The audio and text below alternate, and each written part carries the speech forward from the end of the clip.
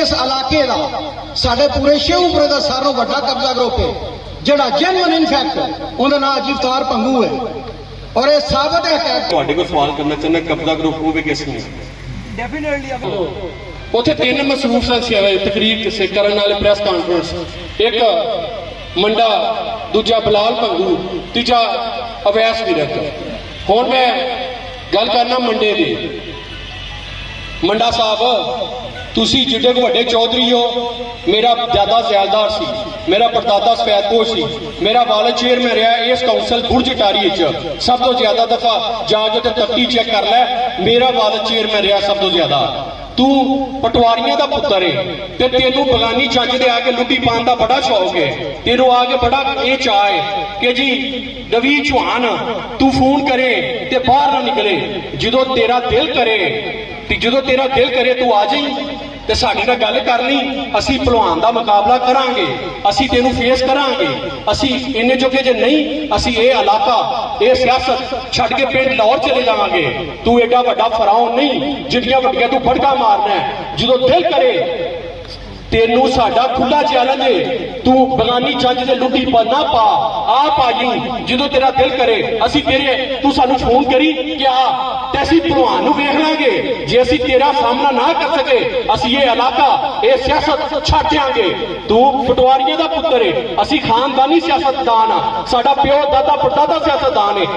Road दे विच किन्नी जमीन अमानत ने अपने नाम लवाई, किन्ने लोगों नाल जुल्म होया है। शरकपुर दे छींबे बड़ा मशहूर केस है, मेरे कोल फाइल मौजूद है।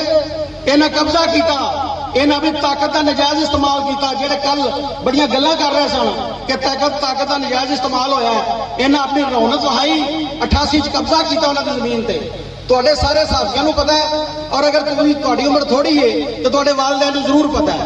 मैं तुहाडे सामने बैठा हाँ, मेरी वालदा दा रकबा एक नाल जिहड़ा जिहदी कमोबेश कीमत 7-8 करोड़ रुपया है, इन्हें दवाई है और अल्लाह के फजलो करम नाल आली 100 भी लैना है। मैं दस रहा मैं तुहाडे सारे सामने। और गल ये कि इस इलाके का साढ़े पूरे शेखपुरे का सारों बड़ा कब्जा ग्रुप है जोड़ा जेन्युइन इनफैक्ट उनका नाम अजीबतार भंगू है और ये साबित है, हकैकत तो साबित है। मड़ चले जाओ यह जमीन किवें दबी सी, जिन्हों की 93-94 तो 95 तो जमीन दबाई है।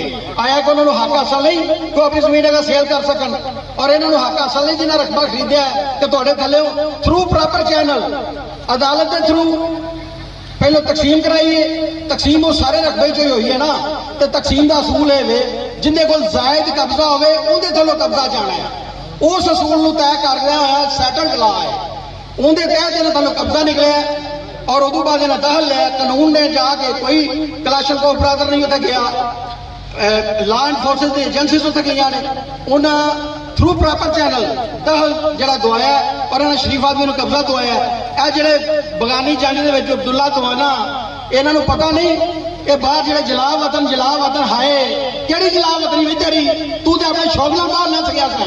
इल्जाम दूजे नूं देना तू तेरी तक नहीं पई आण के इलैक्शन कंटेस्ट करन दे, ते जे कीता भी तो की कीता ही ये तू पिछा भी अल्लाह के फजलो करम नाल जितदा कदी जिंदगी च भी जिन्ना मर्जी प्रोपेगेंडा कर लो राणा साहब के खिलाफ, तुसी जित दी जिहड़ी शक्ल तुहानूं हुण नसीब नहीं होनी। वो अल्लाह ताला दे फजलो करम नाल राणा तनवीर साहब दी जात दे नाल तुहाडा मुंसलक रहण नाल सी, हुण नहीं होनी। इस गल्लों झूठा प्रोपेगेंडा छड्ड दिओ, ये गल्लां जिहड़ियां ना छड्ड दिओ, इन्हां नाल तुहानूं कुछ नहीं मिलना। ये केस मीडिया च आ गया और असीं आने आ मीडिया नूं दसदे आम है कि बिल्कुल इन्हें एक एक कागज उहदी छानबीन करो, एक एक कागज नूं वेखो, महकमा माल नाल तुसीं अपना कंटैक्ट करो और जो झूठे प्रोपेगेंडा किए जा रहे हैं इन्हां नूं बंद करो और जी सही स्टोरी छापो। मेरा फैसला मेरे नाल राणा तनवीर साहब ने जिमनी इलैक्शन दे विच मेरी जगह का राणा साहब ग्रांटेड सन। यह भलवान यू टर्न लिया इन्हें इलैक्शन जितन तो बाद, फिर इन्हें फैसला पाया पीर अशर रसूल ते फैसला इन्हें पाया सी, मैं एक्सैप्ट किया सी। असी गल सुनाई, फैसला इन्होंने खिलाफ आया, ये नस गए। फिर इन्हें उस फैसले की अपील शेखपुरे की, जसदेव खान के वाइस चेयरमैन डिस्ट्रिक्ट काउंसिल के, उतो भी फैसला इन्होंने खिलाफ आया। फिर इन्हें वादा किया, लंबी स्टोरी है। फिर इन्हें बख्शीश लई, जिहड़े अज बड़े बावा चुक के उत्थे बलाल भंगू गल कर रहा सी, ये बख्शीश लेन गया राणे तैयार को, जिन्हें झूठे इल्जाम ला रहे हैं। वो श्रीवाल भी बाहर बैठा है, वो तो शर्त पर शो ही नहीं, वो तो मुल्कों बाहर है। ਫਿਰ ਉਹਦੇ ਕੋਲ 1.5 ਕਰੋੜ ਇਹਨਾਂ ਨੇ ਛੋਟ ਕਰਾਈ ਲੰਮਾ, ਫਿਰ ਇਹ ਉਹਨਾਂ ਤੋਂ ਵੀ ਨੱਸ ਗਏ। ਸਾਰੀ ਕਹਾਣੀ ਤੁਹਾਡੇ ਕੋਲ ਹੈ। ਅਗਰ ਮੀਡੀਆ ਨੂੰ ਮੇਰਾ ਇੱਕ ਸਵਾਲ ਹੈ, ਮੈਂ ਇੱਕ ਰਿਕੁਐਸਟ ਕਰਨਾ ਚਾਹੁੰਦਾ ਵਾਂ ਕਿ ਅਗਰ ਵਾਕਈ ਜ਼ਰਦ ਸਾਬਤ ਮੁਰਦਾਬਾਦ ਤੁਹਾਡਾ ਵੀ ਬਾਟੋ ਹੈ ਤੇ ਸਾਡਾ ਵੀ ਹੈ, ਤੇ ਫਿਰ ਹੱਕ ਲਿਖੋ। ਹੱਕ ਇਹ ਵੀ ਮੈਨੂੰ ਸ਼ਿਕਵਾ ਹੈ ਨਾ, ਤੁਸੀਂ ਉਦੋਂ ਜਦੋਂ ਮੇਰੇ ਫੈਸਲੇ ਅਸਲ ਹੱਕ ਨਹੀਂ ਸੀ ਲਿਖਿਆ, ਮਾਂ ਸਵਾਏ ਉਹ ਫੈਸਲਾ ਹੀ ਛਾਪ ਦੇਣਾ, ਕੋਈ ਗੱਲ ਨਹੀਂ ਸੀ, ਤੁਹਾਨੂੰ ਰਾਏ ਦੇਣੀ ਚਾਹੀਦੀ ਸੀ। ਇਹ ਫੈਸਲਾ ਇਹ ਜਿਹੜਾ ਵੀ ਪ੍ਰੋਸੈਸ ਹੋਇਆ ਕਾਨੂੰਨੀ ਪ੍ਰੋਸੈਸ ਹੈ, ਇਹਦੇ ਮੁਤਲਕ ਵੀ ਤੁਹਾਨੂੰ ਆਪਣੇ ਖਿਆਲਾਤ ਦਾ ਖੁੱਲ੍ਹ ਕੇ ਇਜ਼ਹਾਰ ਕਰਨਾ ਚਾਹੀਦਾ ਹੈ, ਔਰ ਜਿਹੜਾ ਹੱਕ ਹੈ ਉਹਦਾ ਸਾਥ ਦੇਣਾ ਚਾਹੀਦਾ ਹੈ। ਉੱਥੇ ਜਿਹੜਾ ਵੀ ਅਸੀਂ ਇਹਨਾਂ ਦੇ ਨਾਲ ਖੜੇ ਆ, ਅਸੀਂ ਗੱਲ ਕਰਨੇ ਆ।